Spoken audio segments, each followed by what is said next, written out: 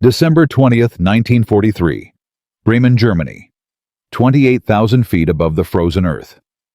A burst of 20-millimeter cannon fire tears through the air and punches 3 holes through the tail section of a P-51 Mustang. Metal fragments explode inward. Hydraulic fluid sprays across the cockpit like black blood. The instrument panel cracks. The altimeter needle spins wildly. Inside that shattered cockpit, a 19-year-old kid from West Virginia is gripping the control stick so hard his knuckles have turned white. His name is Second Lieutenant Charles Chuck Jorger. He has logged exactly 270 flight hours in his entire life. He has no college degree, no wealthy family, no connections. 3 months ago, he was fixing airplane engines in a dusty hangar in Nevada. Now, a German Messerschmitt Bf-109 flown by Unteroffizier Ludwig Franzisket, a Luftwaffe veteran with 11 confirmed kills, is sitting 400 yards behind him, lining up the shot that will end his life. Jorger has 60 rounds of ammunition left. His fuel gauge is dropping toward empty. The nearest friendly aircraft is 3 miles away. By every calculation known to military aviation, he will be dead in the next 30 seconds. But what happens in those 30 seconds will change air combat forever. The maneuver he is about to perform out of pure terror, out of raw survival instinct, will save over 5,000 Allied airmen's lives in the next 18 months. It will shift kill ratios from 2 to 1 to 6 to 1. It will break the Luftwaffe's spine over Germany. And it will still be taught in every fighter pilot school on Earth 80 years later. He just doesn't know it yet. Because right now, Chuck Jorger is not thinking about history. He is thinking about one thing only: how not to die. But to understand why this moment matters, why one teenager's desperate gamble reshaped the entire air war over Europe, we need to go back.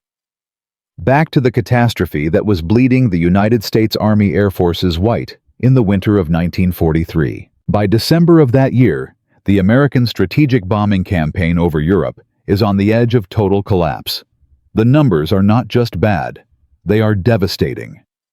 On August 17, 1943, the 8th Air Force launches a double strike against the ball-bearing factories at Schweinfurt and the aircraft plants at Regensburg. 376 B-17 Flying Fortresses take off from England that morning. 60 of them never come back. 600 men killed, captured, or missing in a single afternoon. Wives receive telegrams. Mothers collapse on front porches. Entire crews vanish without a trace somewhere over Bavaria. 2 months later, on October 14th, the 8th Air Force tries Schweinfurt again. This time, 291 bombers go in. 62 are shot down. Another 138 come back so badly damaged they will never fly again. The loss rate on that mission exceeds 20%. Military planners do the math, and the math is horrifying. At a 20% loss rate per mission, a bomber crew required to fly 25 missions has a statistical survival probability of less than 3%. You read that correctly. Less than 3 men out of every 100 will complete their tour alive. The crews know it too. They sit in their barracks at night and calculate their own odds of dying. They write letters home that they seal and leave on their bunks before every mission. Some of them stop writing altogether because they've run out of things to say to people they will never see again. The problem is brutally simple: range.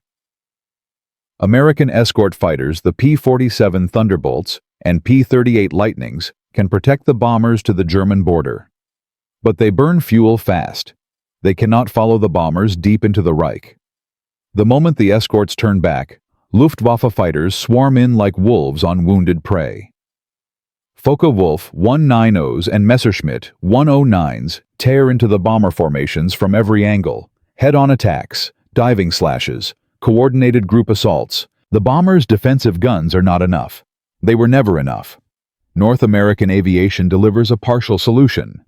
The P-51 Mustang, fitted with a Packard-built Rolls-Royce Merlin engine and internal fuel tanks, that give it the range to fly all the way to Berlin and back. The aircraft is a masterpiece of engineering. Fast maneuverable, long-legged. It should turn the tide. But it doesn't. Because America has a second problem, one far more dangerous than range, and almost nobody in command wants to admit it exists. American fighter doctrine is fundamentally wrong. The tactics manual written by senior officers who learned to fly open cockpit biplanes in the 1920s and refined at the Air Corps Tactical School in Alabama treats fighter combat like a geometry problem. Maintain formation. Execute coordinated attacks. Follow your element leader. Never break away from your wingman. Never engage independently. Discipline wins battles.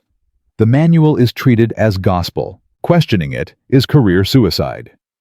Meanwhile, the Luftwaffe has spent 6 years fighting real wars: Spain, Poland, France, Russia, North Africa.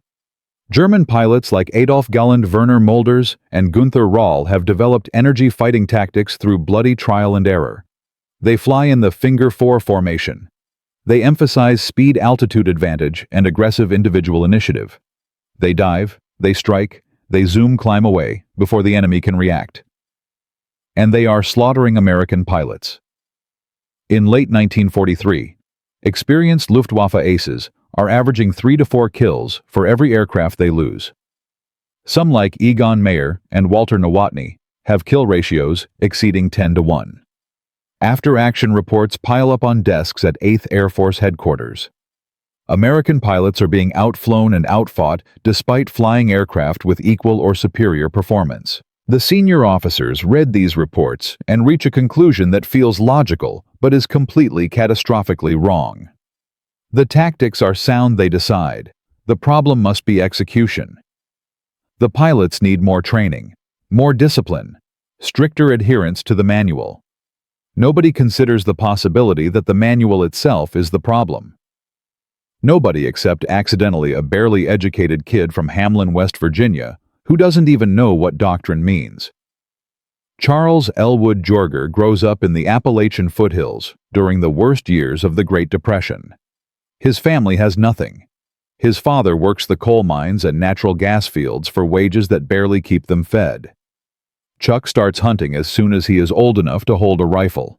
Squirrels, rabbits, anything that moves. He teaches himself to read the terrain to use cover to spot prey at distances that seem impossible. He can pick out a squirrel on a branch at 300 yards with his naked eye. He doesn't know it yet, but he is training himself for air combat. He enlists in the Army Air Forces in September 1941, 3 months before Pearl Harbor. He is 17 years old. They make him an aircraft mechanic because that is what you do with a poor kid who has no education and no connections. He is assigned to maintain P-39 era Cobras at a dusty base in Tonopah, Nevada. He is good at it. He understands machines the way some people understand music intuitively, naturally, as if the engines are speaking a language he was born knowing. In July 1942, the Air Forces faces a pilot shortage so severe it threatens combat operations.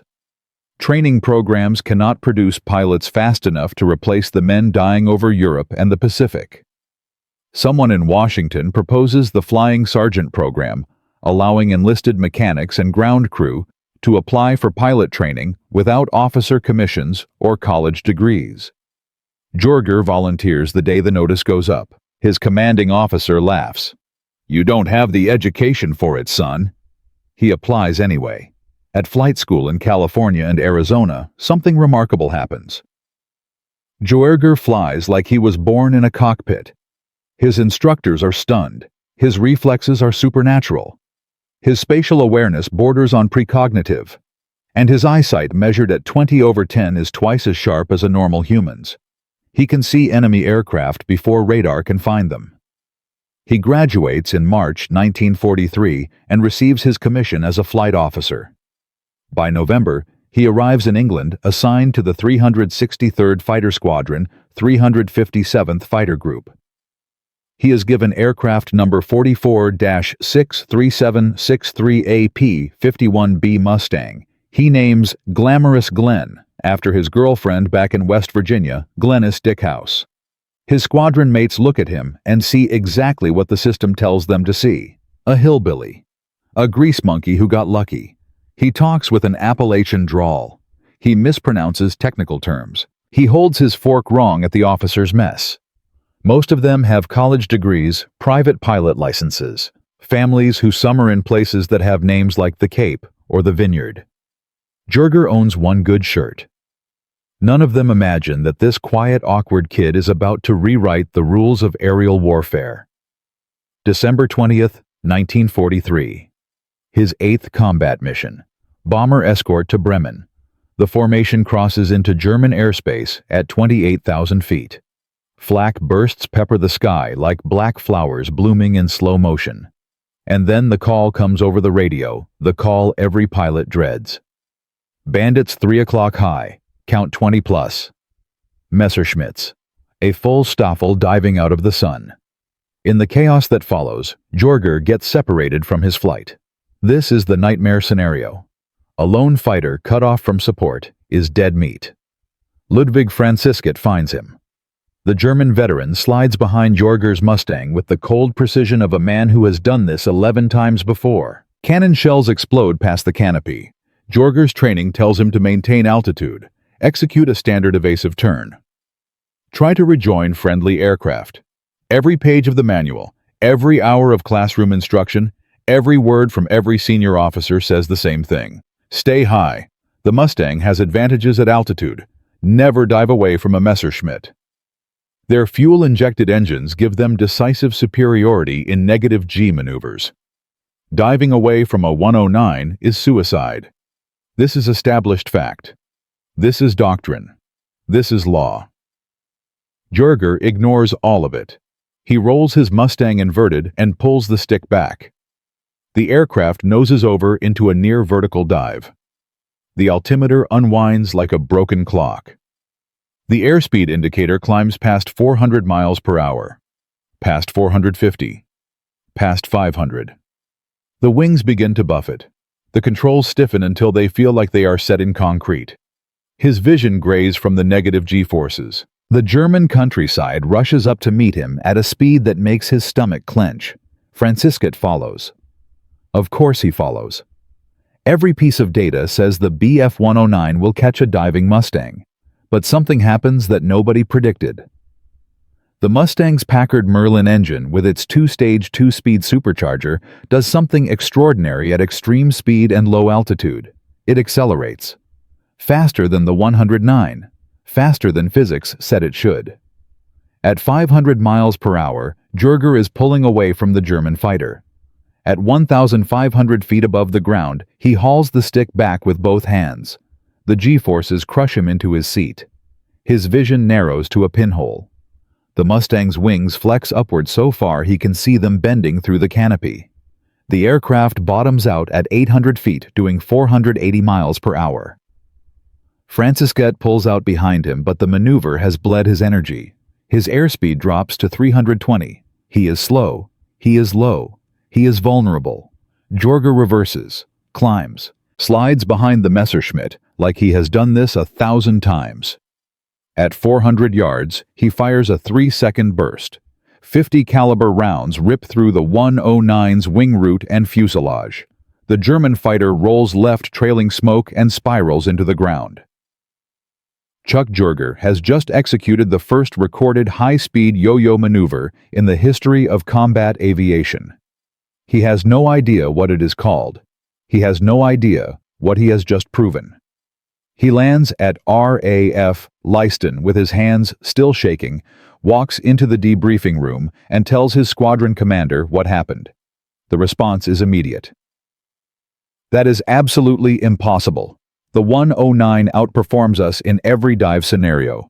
You must have misidentified the aircraft. The intelligence officer writes a skeptical report. The gun camera footage is useless because the dive was too violent for the camera to track. Senior pilots shake their heads. Kid got lucky, they mutter. Probably wasn't even a 109. The official assessment is clear. Maintain doctrine. Follow the manual. What Lieutenant Jorger describes cannot have happened. But over the next 3 weeks, something strange begins. Other pilots start reporting the same thing. Lieutenant William Wisner dives away from 2 Focke-Wulfs and survives. Captain Don Blakesley, one of the most respected pilots in the theater, takes a Mustang to 25,000 feet and runs his own tests. The data does not lie. At speeds above 450 miles per hour, the P-51 Mustang accelerates faster in a dive than any German fighter in the sky. Everything the manual says about diving is wrong. Blakesley writes a report. He presents it to 8th Fighter Command. The room erupts in fury. Colonels who have been flying since the 1920s refuse to accept that a teenage mechanic from West Virginia has discovered something they missed. "This is reckless cowboy flying," one says. "Their engines have fuel injection. Ours have carburetors. Physics doesn't change because some kid got lucky." The report is about to be buried. Careers will be protected. Doctrine will be preserved. And thousands more airmen will die following rules that do not work. But one man in that room is listening. Major General William Kepner, commander of 8th Fighter Command. A man who learned to fly in 1916. A man who has watched too many boys die. He stands up. "Gentlemen," he says, "I don't care if this contradicts everything we learned at tactical school. I care about kill ratios." And with those words, the air war over Europe is about to change forever.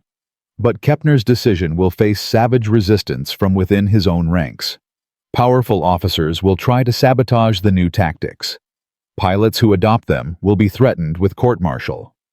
And Chuck Jorger himself will face a challenge that makes his encounter with Francisquet look like a training exercise. In Part 2, we will see how a single directive issued on February 3, 1944, unleashes a revolution in the skies over Germany, and how the Luftwaffe's deadliest aces react when they realize the Americans have learned to fight on their terms.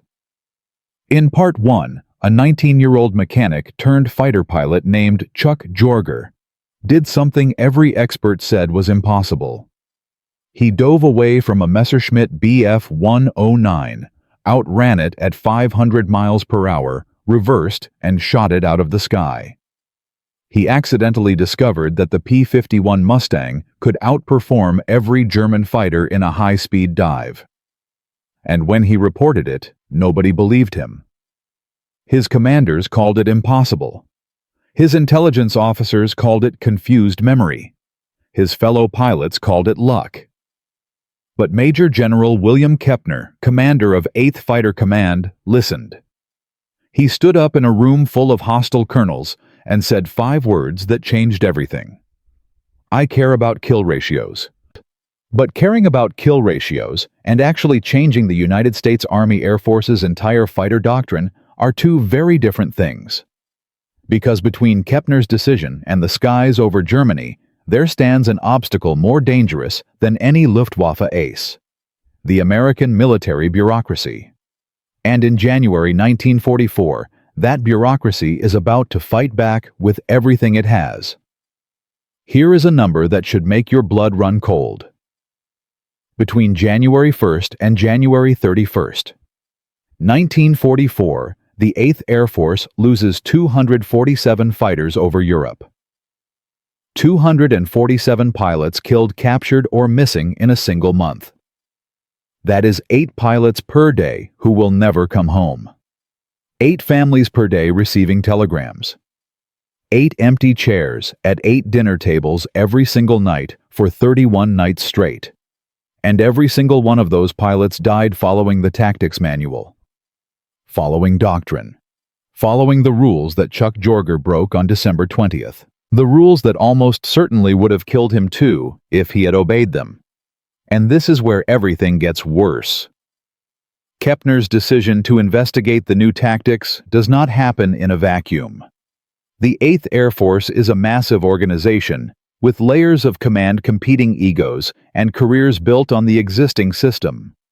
Changing fighter doctrine means telling hundreds of senior officers that everything they have taught, everything they have built their reputations on, everything they have ordered young men to do in combat is wrong. Not slightly wrong, not in need of minor adjustment. Fundamentally wrong. And some of those officers would rather watch more pilots die than admit that. Colonel Hubert Zemke is the most vocal opponent. Commander of the 56th Fighter Group. The famous Wolfpack Zemke is a genuine war hero. He has built the 56th into one of the most successful fighter units in the theater, using strict formation discipline and coordinated attacks. His pilots fly P-47 Thunderbolts, not Mustangs, and his tactics work for his aircraft. He is also a man of enormous pride who sees Kepner's investigation as a personal insult. On January 14, 1944, Zemke sends a formal memorandum to 8th Fighter Command Headquarters. The document is 3 pages of barely controlled fury. The proposal to abandon coordinated formation tactics in favor of individual initiative represents a dangerous regression to the chaotic dogfighting of the last war, he writes. Discipline saves lives. Recklessness kills. The testimony of a single inexperienced lieutenant does not constitute evidence sufficient to overturn years of proven doctrine. He is not alone. Colonel Ben Reimerman of the 353rd Fighter Group endorses Zemke's position. So does Colonel Dave Schilling, Zemke's deputy. At a staff meeting on January 16th, Schilling puts it bluntly. If we tell pilots they can break formation whenever they feel like it, we will lose more aircraft to friendly fire collisions than to the Germans. This cowboy nonsense will get people killed. Kepner listens to all of it. Then he turns to Don Blakesley, the combat-hardened commander of the 4th Fighter Group, who has been quietly testing Jorger's discovery on his own. Captain Blakesley, what do your numbers show? Blakesley stands up. He is lean, intense, and exhausted. He has been flying combat missions almost daily while simultaneously running unauthorized dive tests over the English Channel. He places a single sheet of paper on the table. In December, my group flew standard doctrine. We lost 9 aircraft and destroyed 14 enemy fighters. Kill ratio of 1.6 to 1.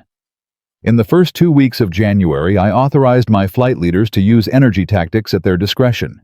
We lost 3 aircraft and destroyed 19. Kill ratio of 6.3 to 1. Same pilots, same aircraft, same enemy, different tactics. The room goes silent. Zemke stares at the paper. Your sample size is meaningless, he says. 2 weeks proves nothing. 2 weeks proves that 17 of my pilots are alive, who might not be if I followed your manual. Colonel, Blakesley replies. The tension is so thick that Kepner has to physically step between the 2 men. Kepner makes his decision. There will be an official test. Blakesley's 4th Fighter Group will fly combat missions using energy fighting tactics for 2 weeks. Zemke's 56th Fighter Group will continue using standard doctrine. The results will be compared directly. No excuses. No qualifications, pure numbers. If the new tactics fail, Kepner says, looking at Blakesley, you will revert to standard doctrine immediately, and this discussion is over. He turns to Zemke. And if they succeed, Colonel, you will adopt them. Is that clear? Zemke nods stiffly. Blakesley says nothing. He is already planning. But there is a problem Kepner does not mention publicly. He is under pressure from above. Lieutenant General Ira Eaker, commander of the 8th Air Force, is skeptical of the new tactics and has made his displeasure known through back channels. Eaker is about to be reassigned to the Mediterranean, but his replacement, Lieutenant General Jimmy Doolittle, has not yet arrived. There is a narrow window, perhaps 3 weeks, during which Kepner has the operational freedom to run this test without being shut down from above. If the results are not conclusive, by the time Doolittle takes command, the entire initiative could be buried. Blakesley knows this. He has one chance. And failure means more than the end of an experiment. It means the manual stays. The old tactics continue. And pilots keep dying at rates that will bleed the fighter force dry before the invasion of Europe even begins. The test begins on January 21st, 1944. The mission is a bomber escort to Münster, deep in northwestern Germany. Blakesley leads 16 P-51B Mustangs of the 4th Fighter Group. He has briefed his pilots on energy fighting principles the night before drawing diagrams on a chalkboard in a freezing Nissen hut at RAF Debden. Forget everything the manual says about maintaining formation in a fight, he tells them. When we engage, I want speed. I want vertical. I want you diving through their formation so fast they cannot track you. Fire in the dive. Zoom climb. Re-engage from altitude. If you are slow, you are dead. If you are fast, you are invisible. The weather over Germany is brutal. Broken clouds at 18,000 feet. Temperature at altitude is -40 degrees. The bomber stream stretches for 60 miles across the sky, 300 B-17s flying in staggered box formations. The Luftwaffe responds with everything it has. Jagdgeschwader 1 and Jagdgeschwader 11 scramble over 80 fighters from airfields across northwestern Germany. Messerschmitts and Focke-Wulfs climb to intercept. At 13:47 hours, Blakesley spots them. A formation of approximately 30 Bf-109s climbing through 22,000 feet, positioning for a head-on attack against the lead bomber box. Standard American doctrine calls for Blakesley to position his fighters between the bombers and the attackers, forming a defensive screen. Instead, he pushes his throttle to the firewall, rolls his Mustang inverted, and dives. 15 other Mustangs follow him down. They hit the German formation at over 500 miles per hour. The closing speed is so extreme that the engagement lasts less than 4 seconds per pass. Blakesley fires a 1-second burst and watches a Bf-109 disintegrate. His wingman Lieutenant Vermont Garrison destroys another. The Mustangs scream through the German formation like bullets through paper and pull up into steep zoom climbs, converting their massive speed back into altitude. The German pilots are stunned. They have never seen this before. American fighters are supposed to hold formation. They are supposed to be predictable. They are supposed to fly in neat little boxes that can be picked apart one element at a time. These Americans are diving through them at speeds that make tracking impossible, firing with terrifying accuracy and vanishing upward before anyone can respond. Oberfeldwebel Heinrich Bartels, a Luftwaffe ace with 99 kills, tries to pursue a climbing Mustang. He pulls his Bf-109 into a steep climb, but the American is already 3,000 feet above him and accelerating. Bartels stalls, falls off on one wing, and barely recovers before a second Mustang dives on him from the opposite direction. He survives only because the American's guns jam. The engagement over Münster lasts 17 minutes. When it is over, Blakesley's 16 Mustangs have destroyed 11 German fighters, confirmed with 4 more probables. They have lost 0 aircraft, not one. One Mustang takes a single cannon hit in the wing and flies home. Every pilot lands safely at Debden that evening. The same day, Zemke's 56th Fighter Group escorts a separate bomber formation to Osnabrück using standard doctrine. They engage approximately 20 FW-19s. The result is 7 German fighters destroyed for the loss of 3 P-47s. A kill ratio of 2.3 to 1, a respectable performance under the old rules. But compared to Blakesley's 11 to 0, it looks like a different war. Over the next 13 days, the pattern holds with devastating consistency. Blakesley's group flying energy tactics achieves a combined kill ratio of 7.2 to 1. They destroy 43 German aircraft and lose 6 Mustangs. Zemke's group flying standard doctrine destroys 28 German aircraft and loses 11 Thunderbolts. A ratio of 2.5 to 1. The numbers are not close. They are not even in the same universe. On February 2nd, Kepner summons both commanders to his headquarters at Bushy Hall. Blakesley brings a folder containing 14 days of mission reports, gun camera footage, and statistical analysis compiled by his intelligence officer. Zemke brings nothing. He already knows what the numbers say. Kepner does not waste time. Colonel Zemke, do you dispute Captain Blakesley's figures?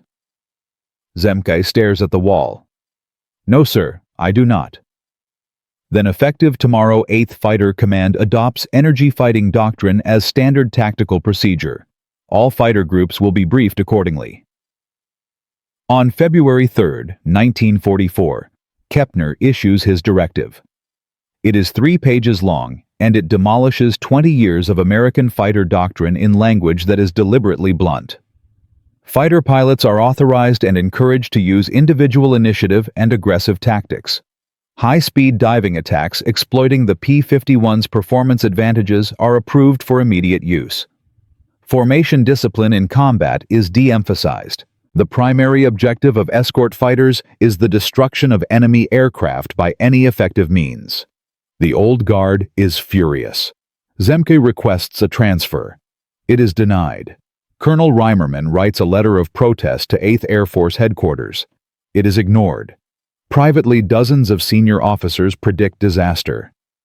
"We are going to lose an entire generation of fighter pilots to this madness," one colonel writes in his personal diary. But Kepner is not finished. He knows that issuing a directive is meaningless if the pilots in the field do not know how to execute the new tactics.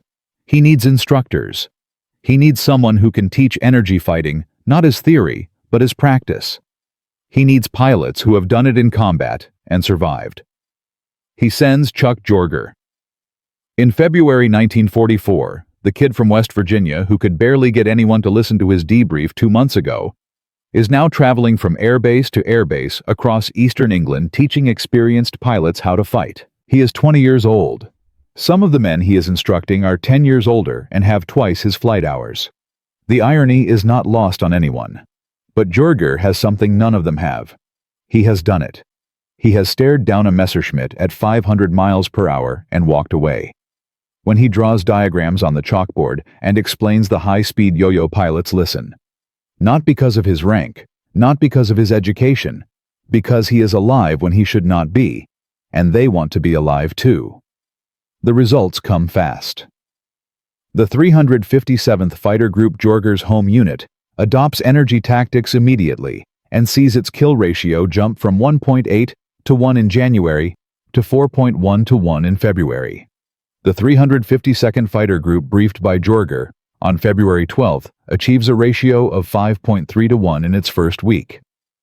The 339th, the 355th, the 361st. One by one, the fighter groups convert. And one by one, the kill ratios climb.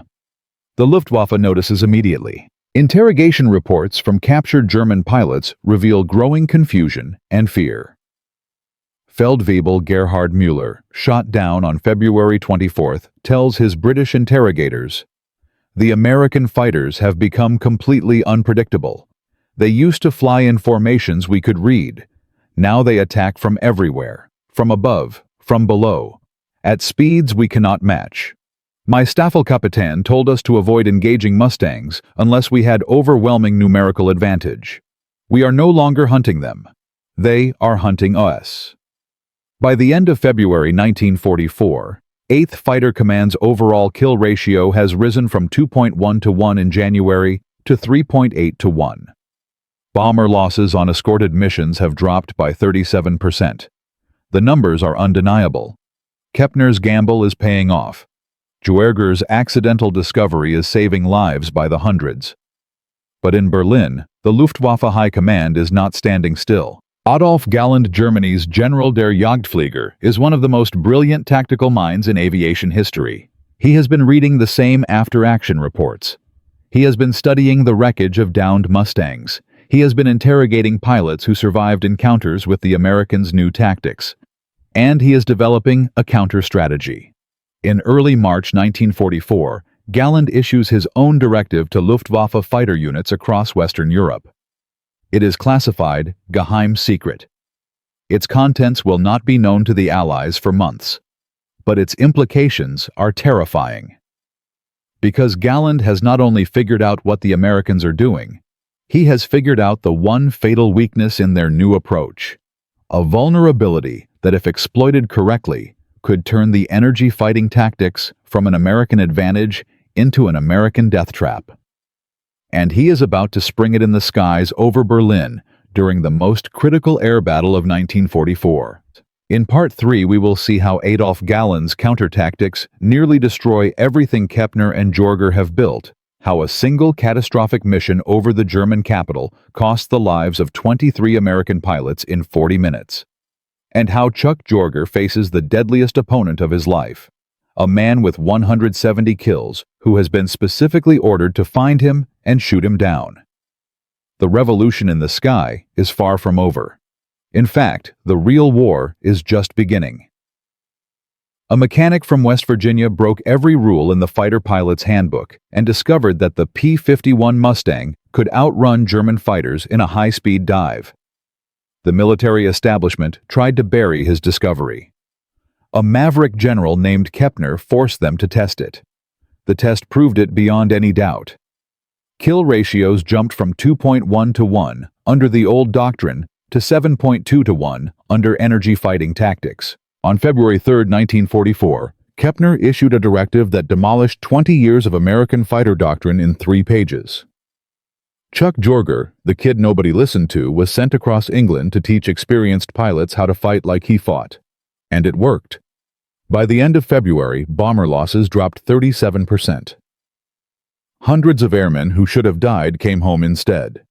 But in Berlin, Adolf Galland was watching.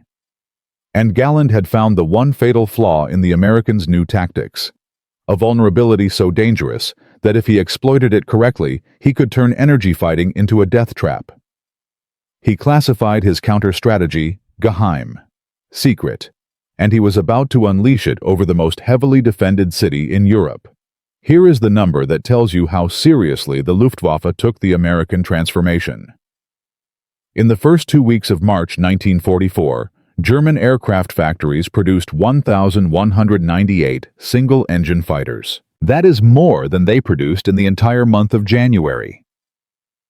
Adolf Galland convinced Albert Speer, Hitler's armaments minister, to prioritize fighter production above everything else. Not bombers, not tanks, fighters. Because the Luftwaffe is losing pilots at a rate that threatens to collapse the entire air defense of the Reich, and Galland knows exactly why. He has studied the wreckage. He has read the interrogation transcripts of captured American pilots. He has listened to his surviving aces describe what happens when a Mustang dives through a formation at 500 miles per hour. And he has identified the critical weakness. Energy fighting tactics require separation. When American pilots dive and zoom climb, they temporarily leave their wingmen. For 3 to 5 seconds during each attack, a Mustang pilot is alone, moving fast but isolated. If the Luftwaffe can position fighters specifically to exploit those moments of isolation, the Americans' greatest strength becomes their greatest vulnerability.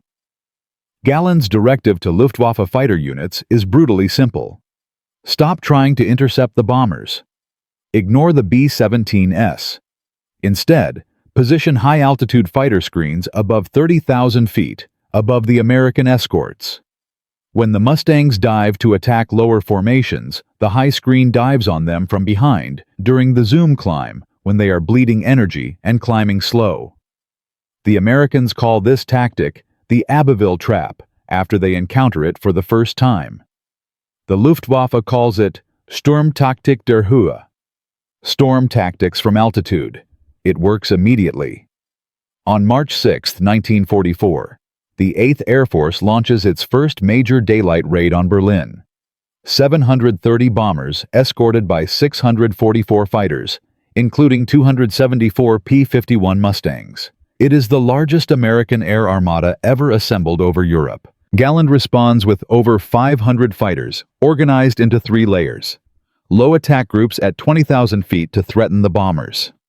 Middle bait groups at 25,000 feet to draw the Mustangs into diving attacks. And high killer groups at 33,000 feet, invisible against the pale sky, waiting. The trap springs at 13:23 hours over Haselünne, 60 miles from Berlin. Captain Willard Milliken of the 4th Fighter Group spots 40 Bf-109s climbing toward the lead bomber box.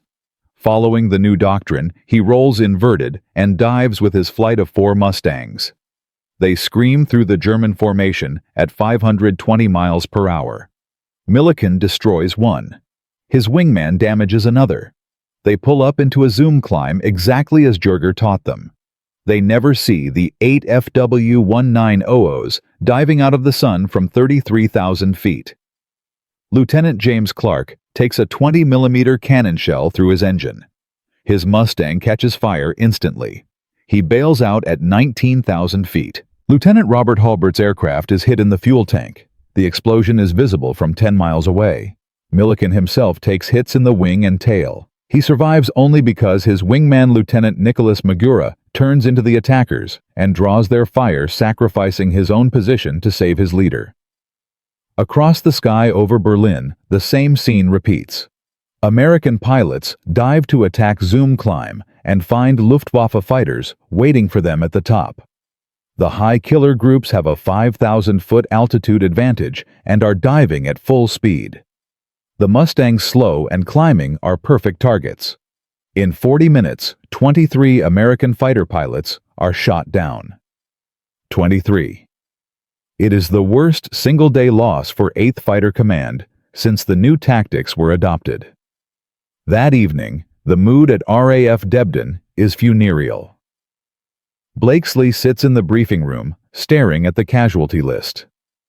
3 of the names are pilots he personally trained. Zemke's allies waste no time. Colonel Reimerman sends a message to 8th Air Force headquarters that very night. The energy fighting doctrine has proven fatally flawed against organized Luftwaffe resistance. Recommend immediate return to coordinated formation tactics. But this is not the only crisis.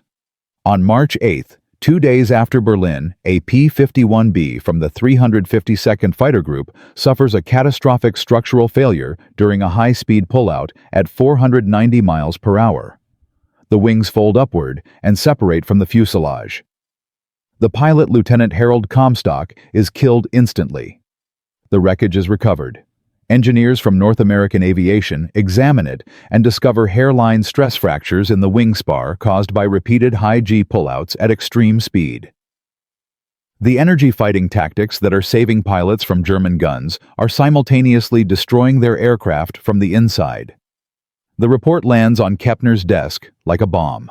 If the Mustang's wings cannot handle the stress of repeated energy fighting maneuvers, then the entire tactical revolution is built on a machine that will tear itself apart.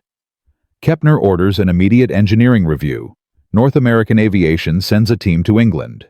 They examine 14 P-51Bs that have flown more than 20 missions using energy tactics. 11 of them show stress fractures in the wing structure. Voices that were silenced by Kepner's February directive suddenly find their courage again. "We told you this was reckless," a senior engineering officer writes in a memo. The P-51 was designed for escort duty at moderate speeds, not for repeated 6G pullouts at 500 miles per hour. The airframe cannot sustain this abuse. Someone leaks the structural report to a journalist. A story appears in the Stars and Stripes military newspaper asking whether cowboy tactics are destroying American fighters faster than the Germans can. For the first time, Chuck Jorger himself begins to doubt. He has been teaching pilots to push the Mustang to its limits. Now a man is dead because the limits were lower than anyone thought. Jorger writes in his personal journal on March 10th, "If Comstock died because of what I taught, I don't know how to live with that." But then something happens that changes everything. March 16th, 1944. A date that does not appear in most history books, but should. Jorger is scheduled to fly a routine bomber escort to Augsburg. Nothing special. Another mission. Another day over Germany. But Kepner has a different plan. He calls Jorger to his headquarters at Bushy Hall on March 15th, the night before the mission, and shows him Gallen's captured tactical orders obtained by British intelligence through an Ultra intercept 3 days earlier. Jorger reads the German document. The Sturmtaktik der Höhe. The high killer groups. The layered defense designed specifically to destroy pilots using the tactics he invented. He stares at the diagrams. "They figured us out," he says. Kepner nods. "They figured out version 1. I need you to figure out version 2 by tomorrow morning." Jorger does not sleep that night. He sits in a freezing office at Bushy Hall with a chalkboard and a pot of terrible British coffee, and works the problem the way a West Virginia hunter works a difficult piece of terrain. The German high screen depends on altitude advantage. They sit at 33,000 feet and wait for the Mustangs to climb into their guns after a diving attack. The solution Jorger realizes is to never climb back up. He sketches a new approach. Instead of the dive and zoom climb that the Germans are now expecting, Mustang flights will operate in stacked pairs. The lead pair dives and attacks as before, but instead of zoom climbing, they stay low, accelerating at treetop level and extending away from the fight at maximum speed. The second pair, still at altitude, watches for the German high screen to commit their dive. The moment the FW-190s push over the second pair, dives on them from the side, hitting them in the flank while they are focused on the low pair. Then the low pair, now miles away, and safe, climbs back to altitude in uncontested airspace and becomes the new high cover. It is a fluid rotating defense that turns the German trap inside out.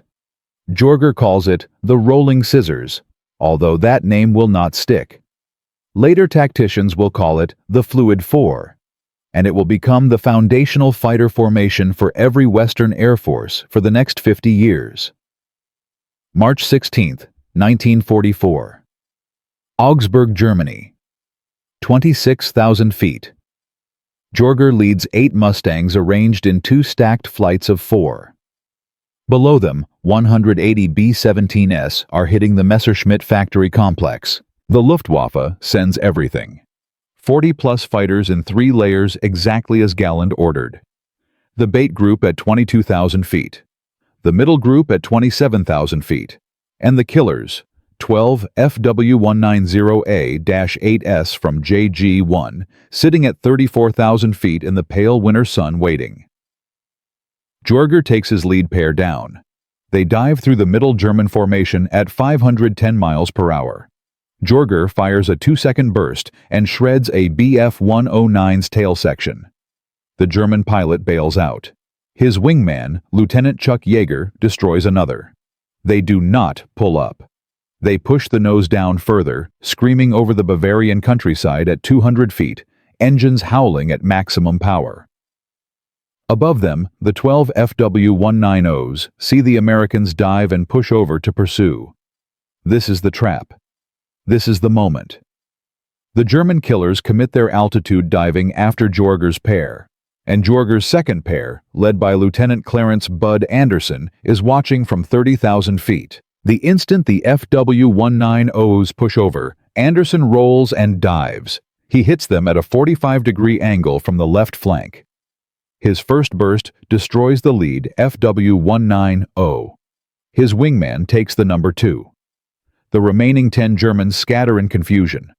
They were the hunters. Now they are the hunted. They have traded their altitude advantage for a dive they cannot recover from, because American fighters are above them and below them simultaneously. In 90 seconds, Jorger's 8 Mustangs destroy 5 German fighters without losing a single aircraft.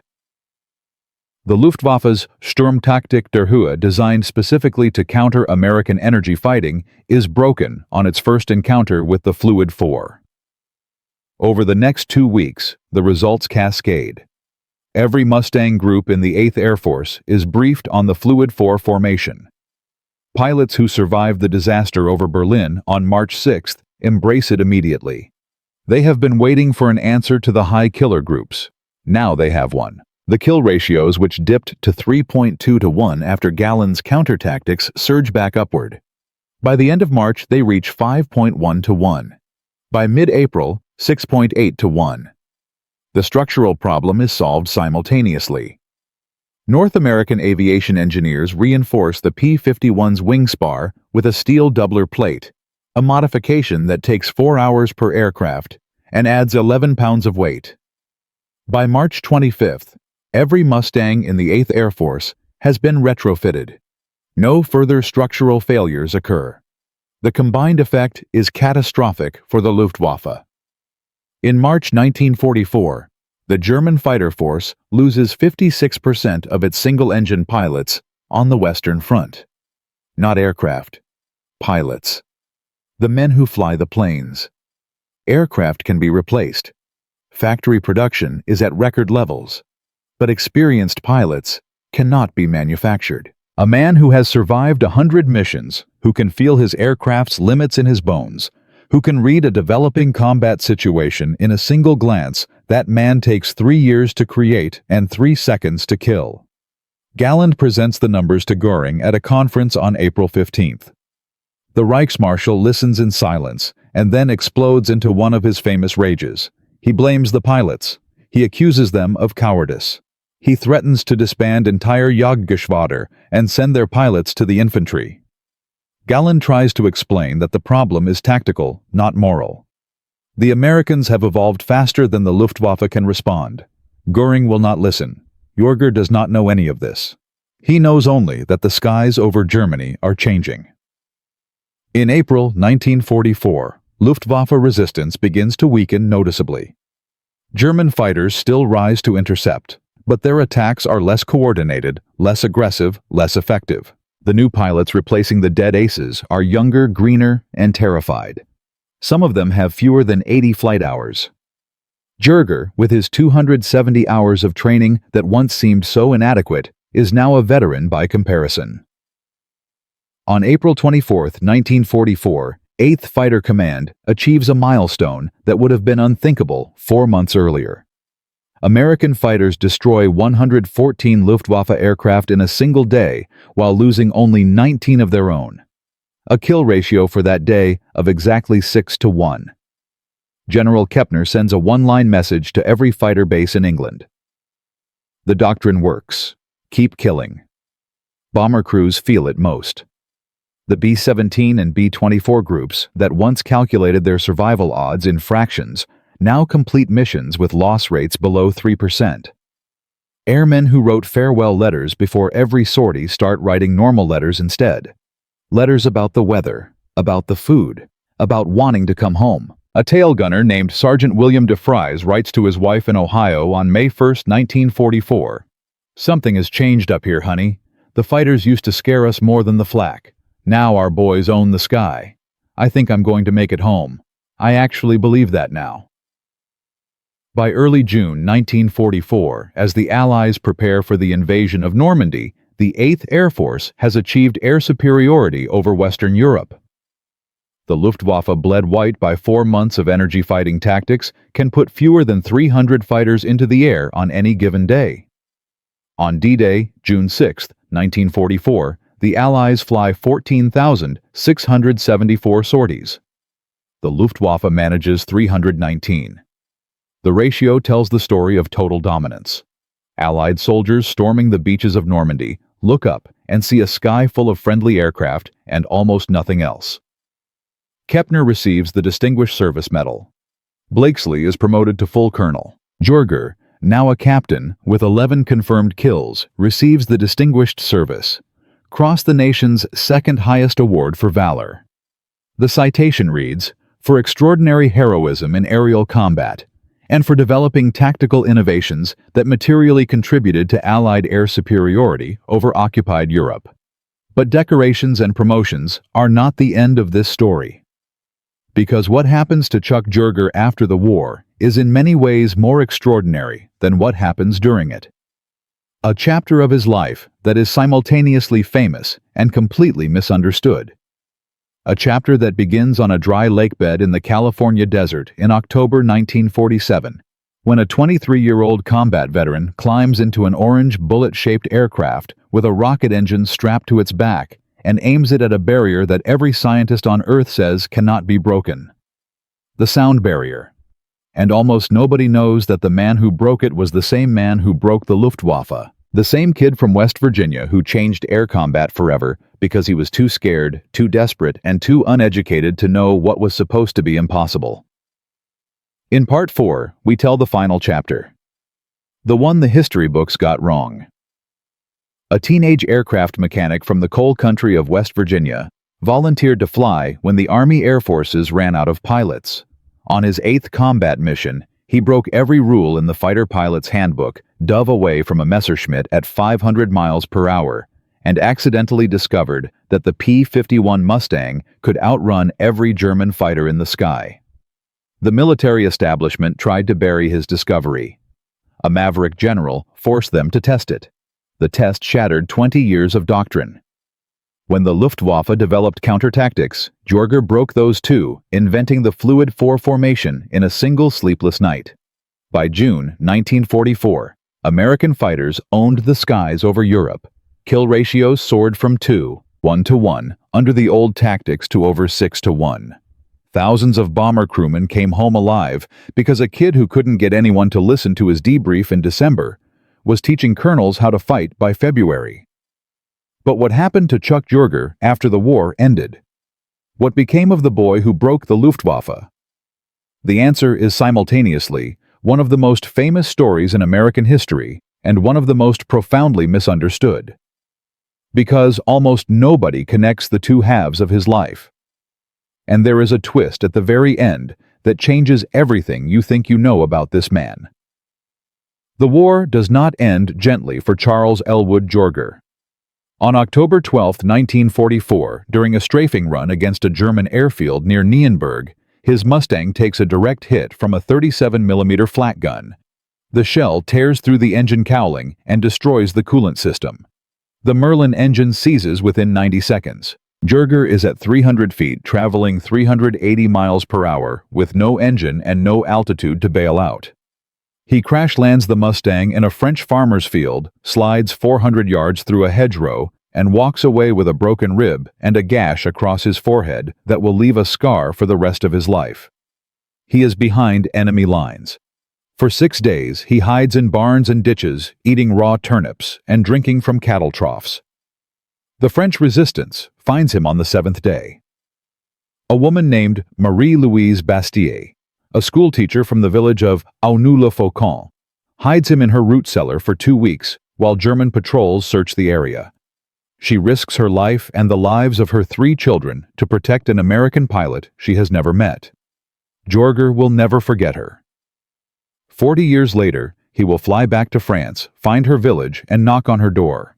She will open it, see the scar on his forehead, and burst into tears before he says a single word. He returns to combat in November 1944. He flies 30 more missions.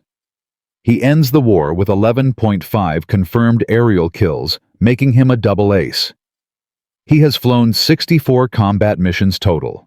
He has been shot down once hit by enemy fire 7 times, and has survived encounters that killed men with twice his experience. He is 21 years old.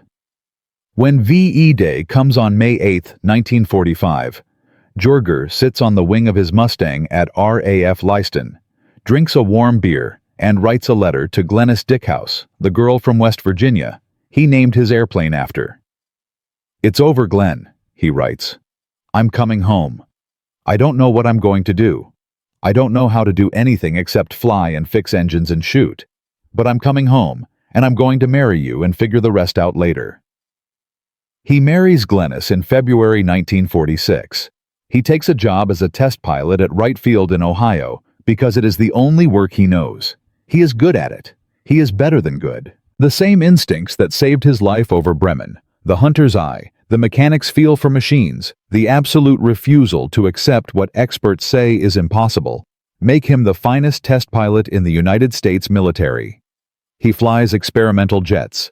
He pushes aircraft past their rated limits because he has been doing that since he was 19, and it is the only way he knows how to fly. The other test pilots at Wright Field come from MIT and Caltech and Annapolis. They have engineering degrees and slide rules and theoretical frameworks for understanding aerodynamics. Jorger has a high school diploma and a feel for what an airplane wants to do. They calculate. He flies. And time after time he finds things in the air that their calculations say should not exist exactly as he did over Bremen in December 1943. But the medals and the promotions are not his real legacy. His real legacy is something far larger, something that echoes through every military cockpit on Earth 8 decades later. The energy fighting tactics that Jorger accidentally discovered, and that Kepner, Blakesley, and Anderson helped systematize, did not end with World War II. They became the foundation of modern air combat doctrine worldwide. When the Korean War erupted in 1950, American F-86 Sabre pilots used energy fighting principles against Soviet-built MiG-15S over the Yalu River. The tactics worked. American pilots achieved a kill ratio of 10-1 against experienced North Korean and Chinese pilots, many of them trained by Soviet aces who had fought the Luftwaffe. The fluid four formation that Jorger sketched on a chalkboard at Boucher Hall in one sleepless night became the standard fighter formation for the United States Air Force, the Navy, the Marine Corps, and eventually for NATO and Allied air forces across the globe. In Vietnam, American pilots flying F-4 Phantoms initially abandoned energy fighting in favor of missile-based tactics. The results were disastrous. Kill ratios plummeted to 2.5-1 against North Vietnamese MiG-21s. The Navy's response was to establish the Top Gun program in 1969, a fighter weapons school that taught at its core the same energy management principles Jorger had stumbled onto 25 years earlier. After Top Gun, Navy kill ratios climbed back to 12-1. The school's founding curriculum cites 8th Fighter Command's 1944 tactical doctrine as its intellectual foundation. Today, every fighter pilot in every Western Air Force learns energy fighting in their first months of advanced training. The concepts of trading altitude for speed, using high-velocity maneuvers to gain positional advantage, exploiting aircraft performance at the edges of the flight envelope, these are not historical curiosities. They are living doctrine taught at Nellis Air Force Base, at RAF Valley, at Cazaux in France, at bases in Japan and Australia and South Korea. The language has changed. The aircraft have changed. The speeds have quadrupled. But the principles remain exactly what they were when a terrified 19-year-old rolled inverted over Bremen and dove for the deck because he did not know what else to do. The total impact is almost impossible to calculate. Conservative estimates by Air Force historians suggest that energy fighting tactics saved between 4,500 and 6,000 Allied airmen's lives in the European theater alone between February and August 1944. The 357th Fighter Group Joerger's unit finished the war with the highest kill ratio of any American fighter group in Europe at 5.7-1, destroying 609 enemy aircraft while losing 106. The P-51 Mustang, the aircraft whose hidden capabilities Jorger revealed, became the most successful American fighter of the war, with 4,950 aerial victories, more than any other Allied type.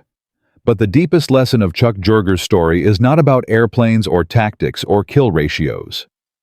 It is about something far more important. It is about where innovation comes from and why institutions are so often the last to recognize it. Jorger did not discover energy fighting because he was brilliant. He discovered it because he was desperate. He did not have the education to understand what the manual said was impossible, so he did it anyway. He did not have the social standing to make senior officers listen, so a combat commander had to fight that battle for him. He did not have the institutional power to change doctrine, so a general had to overrule his own staff to make it happen. At every step, the system that should have recognized and amplified his discovery, instead, tried to suppress it. Not out of malice, out of inertia. Out of the deeply human tendency to defend what we already believe against evidence that contradicts it. This pattern repeats across the history of warfare and far beyond it.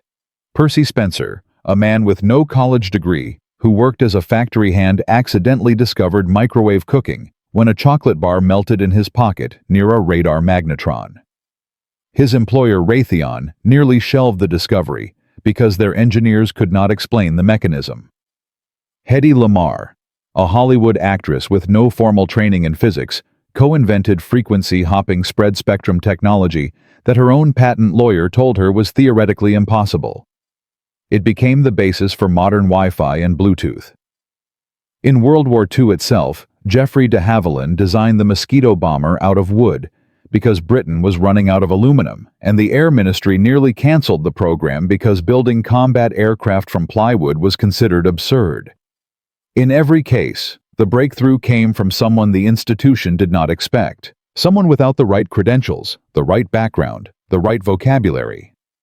And in every case, the institution's first response was rejection. Not because the idea was bad, but because the source did not match the institution's model of where good ideas come from. The modern military has learned this lesson partly. The United States Air Force's Red Flag exercises deliberately pit unconventional tactics against established doctrine to find weaknesses. DARPA funds research specifically from outsiders, but corporations, governments, and academic institutions still struggle with the same blindness that almost buried Jorger's discovery in December 1943. How many ideas are lost every year because the person proposing them does not have the right degree, the right title, the right accent, the right background? How many lives could be saved? How many problems could be solved if we judged ideas by their merit rather than their source? And there is one final detail that almost nobody knows, a detail that was classified until 1991, and that changes the entire story in a way that is both humbling and extraordinary. In 2003, a researcher named James Young gained access to declassified British ultra-intelligence files at the National Archives in Kew, London. Among them, he found a translation of a Luftwaffe internal assessment dated July 1944, written by Adolf Galland's staff and distributed to senior German commanders. The document analyzed the collapse of Luftwaffe air superiority over Western Europe and attempted to identify its root cause. The assessment concluded that the critical turning point was not the P-51 Mustang itself. It was not the increase in American fighter numbers. It was not even the energy fighting tactics in general. The document identified a specific engagement as the moment the air war was lost. The engagement over Augsburg on March 16, 1944, when 8 American Mustangs, using a new formation, destroyed 5 German fighters from JG-1's elite high-altitude killer group without losing a single aircraft. The Germans did not know who led that flight. They did not know his name. But they knew that whoever he was, he had solved the Sturmtaktik der Höhe in a single engagement, and that once the solution spread to other American units, the Luftwaffe's last tactical advantage evaporated. The German assessment calls the unknown American pilot Der Geisterjäger, the ghost hunter.